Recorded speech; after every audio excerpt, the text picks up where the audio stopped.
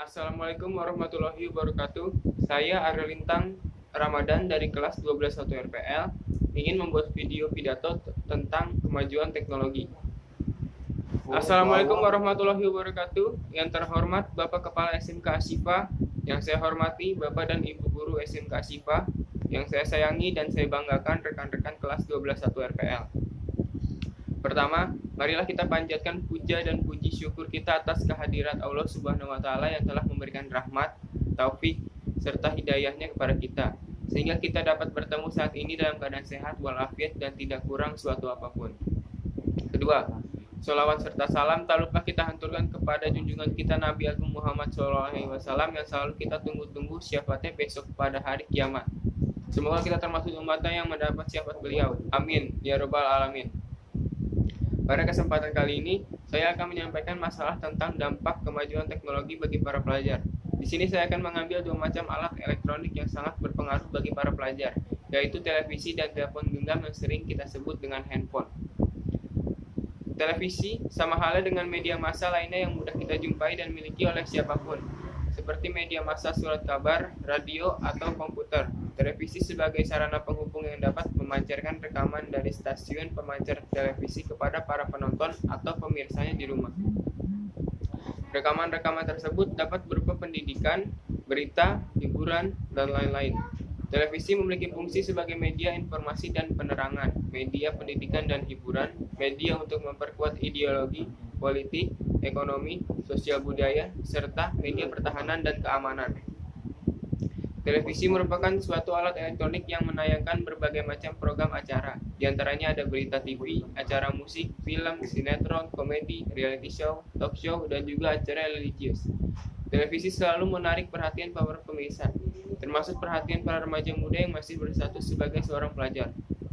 Sebagai pelajar, mereka mempunyai suatu kewajiban untuk belajar. Pada malam hari, para pelajar menggunakan waktunya untuk belajar. Tapi, apakah mereka dapat belajar dengan konsentrasi yang cukup? Banyak di antara mereka yang belajar sambil menonton televisi. Jika mereka ditanya orang tuanya mengapa belajar di depan televisi, mereka hanya menjawab kalau tidak sambil menonton TV, mereka tidak bisa konsentrasi untuk belajar. Padahal mereka tidak mau ketinggalan dengan program acara favorit mereka. Apakah cara belajar mereka sudah benar? Orang tua mempunyai peran yang sangat penting untuk mengarahkan putra-putrinya ke jalan yang baik. Orang tua harus bersikap tegas dalam hal ini. Seharusnya orang tua tidak menyalakan televisi pada waktu jam belajar putra-putri mereka dan membiarkan putra-putri mereka belajar dengan tenang di dalam kamar. Tetapi kalau memang putra-putri yang mempunyai kebiasaan belajar sambil menonton TV, sebaiknya kebiasaan itu sedikit demi sedikit dihilangkan. Setelah mereka selesai belajar, mereka dapat menonton acara televisi yang mereka inginkan. Tetapi pada malam hari pun banyak stasiun-stasiun televisi yang menayangkan program acara yang menarik perhatian para pelajar.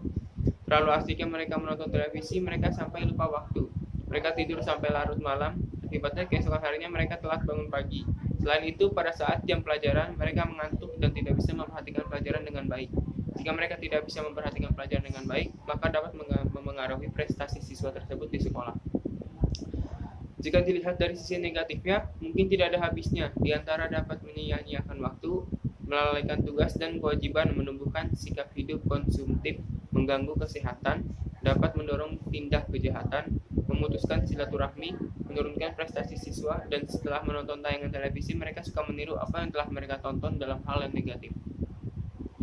Tetapi televisi juga mempunyai sisi positifnya juga. Tayangan televisi yang bersifat positif adalah adanya acara yang bersifat keagamaan dan adanya acara yang berhubungan dengan pendidikan, seperti cerdas cermat, berita, dan lain-lain. Mereka dapat menambah wawasan dan ilmu pengetahuan melalui acara-acara tersebut. Untuk dapat mengoptimalkan fungsi TV, ada banyak hal yang dapat dilakukan. Antara lain, pilihlah program acara televisi yang memang benar-benar bermanfaat bagi seluruh keluarga. Gunakan televisi yang ada hanya sebagai media untuk mendapatkan informasi penting seperti cerita. Tentukan dan bedakan waktu menonton televisi bagi anak-anak yang belum dan sudah dewasa. Batasi waktu menonton televisi untuk anak-anak dan alihkan perhatian dan kegemaran anak-anak dalam keluarga dari kecanduan menyaksikan seluruh acara televisi kepada bentuk-bentuk kegiatan dan kesenangan baru yang positif seperti membaca dan mempelajari Al-Quran dan hadis, membaca koran, membaca buku, dan lain sebagainya. Hadirin yang berbahagia, alat elektronik yang kedua adalah handphone. Pada saat ini banyak anak muda atau pelajar yang menggunakannya untuk alat berkomunikasi. Tapi tidakkah Anda tahu bahwa anak muda sering menyalahgunakannya, yaitu untuk melihat hal-hal yang tidak patut mereka lihat, apalagi sebagai pelajar. Bayangkan jika para pelajar melihat hal-hal seperti itu, perilaku pelajar dewasa ini semakin menjadi-jadi. Tak sedikit pelajar yang ketahuan menyimpan video dan foto yang tidak senonoh di handphone. Belum lagi, handphone juga digunakan untuk tukar-menukar jawaban ujian.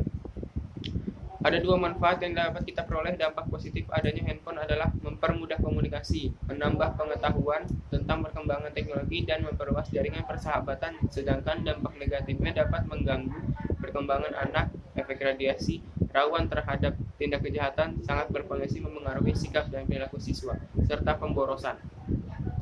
Tidak jarang para pelajar disibukkan dengan menerima panggilan SMS, miss call dari teman mereka, bahkan dari keluarga mereka sendiri. Lebih parah hal lagi, ada yang menggunakan HP untuk mencontek dalam ulangan, bermain game dan SMS-an saat guru menjelaskan pelajaran, dan sebagainya. Kalau hal tersebut dibiarkan, maka generasi yang kita harapkan akan menjadi budak teknologi.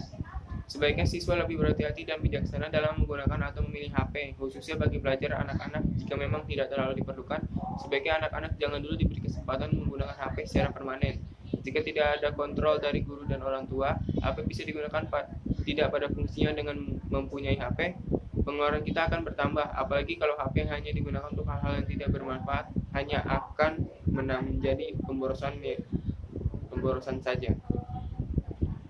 Demikian yang dapat saya sampaikan. Semoga kita semua dapat mengambil manfaat dari apa yang saya sampaikan. Terima kasih atas perhatian hadirin sekalian. Mohon maaf bila ada tutur kata saya yang salah dan tidak ada berkenan di hati Anda. Wallahu muwaffiq ila aqwamit thoriq. Wassalamualaikum warahmatullahi wabarakatuh.